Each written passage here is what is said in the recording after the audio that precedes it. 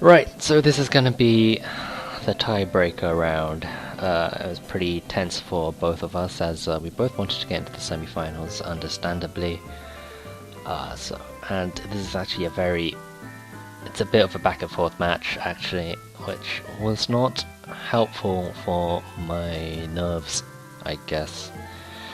But luckily, Pokemon is a no-skill press buttons game, and yeah, no, I'm joking, of course. I never say that, but enough talking, let's just go right in. He's running the same team as last time. I think he's changed up a few of the Pokemon he's running, but we'll just go straight in. So, interesting, he doesn't lead off with his Gyarados Raichu combination, instead goes for the Rotom Hippowdon combination. That's still potentially quite potent with Earthquake Discharge. So I've got to watch out for that, but I'm going to go straight for the Draco Meteor and Hippowdon. As we already saw, I worked out he was probably more physically bulky rather than specially bulky, so I figured I would chance the Draco Meteor, see if I could just take him out. Yeah, and see, you see the Roto go for the Discharge. I reckon the Hippowdon was definitely going to go for the Earthquake as well. So I took out the Earthquake, but unfortunately I still get paralyzed by the Rotom, which is going to be a really good big deal later in this game. So it's annoying, but no matter what I have to switch out Hydreigon because -2 and paralyzed, it's not going to be too useful. As TJ's going to switch in the Gyarados and get the Intimidate off on my Conkeldurr, which is mildly annoying, but Conkeldurr is sort of just more there to be tanky rather than anything else, so I'm going to go into Mawile and get the attack drop in return back on his Gyarados, and hopefully nothing major happens to the Mawile as I switch in. He's going to go for the Leaf Storm on Conkeldurr actually, and this is exactly what I'm saying about tanking stuff up.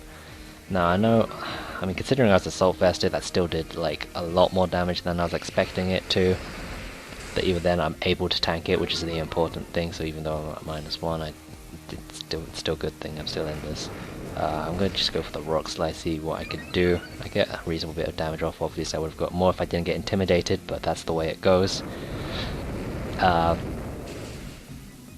Yeah, and Sandstorm Time is going to take its toll on everyone aside from my Mawile. The Gyarados reveals that it does in fact have leftovers, so he's not the Mega? Oh, does he just not run a Mega Evolution? That's weird. Because there's other Pokemon's Raichu, I'm pretty sure, so maybe it just doesn't run a Mega Evolution. Either way, Gyarados is going to go for Protect. Don't know if I agree with that play. He's still at like +1, but obviously I guess he would have died either way if it didn't go for the Protect. Because from the play rough from my Mawile. Yeah. I guess that was the reasonable. Yeah, I'm not sure if I agree with that or not. Oh, of course, it's Mega Garchomp. What am I saying? Yeah. So, speak of the devil. Here comes Mega. Well, it's not really speak of the devil, but there, Mega Garchomp, Sand Force, scary, Sands up. What do? What do? I'll go for the Mag Punch on Gyarados, expecting my Conkeldurr to just die anyway. Don't want to, just switch something in to. I don't want to switch something in, whatever my last Pokemon is, I think it's something or other. Now, the Waterfall is also really annoying. I definitely think I could have tanked the Earthquake if I didn't get crit twice in a row. So the momentum's definitely shifting back into TJ's favor, and at this point I was getting a little panicky, because 2 crits in a row, there's nothing you can do about that. Like, that's just really frustrating. I do believe I made a pretty big fuss at the time, but that's just the way it goes. Now, fortunately for me, I still have Tyranitar in the back, so Garchomp is just a non-issue. Like, just Tyranitar, special Tyranitar Ice Beam just catches everyone off guard. Tyranitar's going to get Waterfalled right here, which is going to be a solid 2-hit KO, but I could have finished the game right here with the Draco Meteor, but unfortunately the paralysis from earlier is going to be taking its toll and be really annoying to deal with. So he gets another turn of leftovers recovery off, which is something in the back of my mind that I need to watch out for if this gets really close to the wire.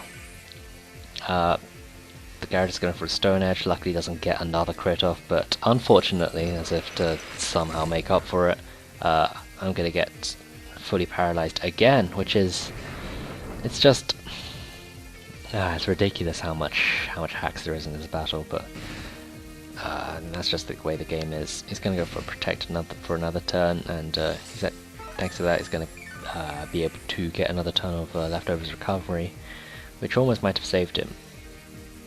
Sandstorm's going to be taking its toll though, so maybe not. You just don't know. Don't know where the wheels lands on. I'm going to, my Tyrant can just keep Ice Beaming. It's locked Ice Beam at this point. I mean, it's pretty clear what I'm trying to do. I just want to get rid of this Gyarados.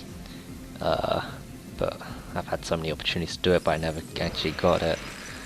He's going to finally kick out my Hydreigon with a second Stone Edge and get another tons of Leftovers Recovery off. The Sandstorm's actually expired now, so his Leftovers is actually going to be healing him at this point, and that's right here where I start getting worried, because after 2 tons of Leftovers, even though it's from like barely any health, you might just about have enough to take an Ice Beam, and that's what I'm really worried about, because if he's able to take this Ice Beam, that's going to knock me out of the tournament.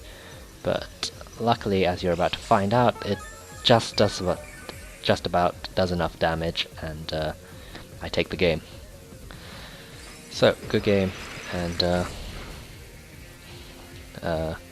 yeah, good stuff. It was really to the wire. That's probably all the games from now. I'm going to be really close, to be honest. Like, just a single crit in VGC format can make just such a huge difference to how it goes that he can get back and forth really easily without much help from the players themselves. But it's like something you gotta be. I don't know. It's not something people consider, because like you don't want to have to consider the crit or the para-hax or whatever every single time.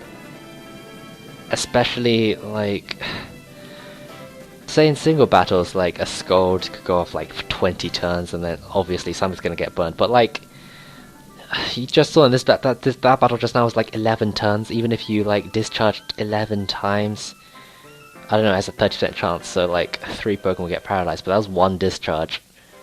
And it almost cost me the game. And same with the double crit on the Moal as well. It's just those sort of things that it's crazy. This game is crazy, dude. Don't play it. Don't play Pokemon. It's good for your heart attack. Alright, I'll see you guys in the next video.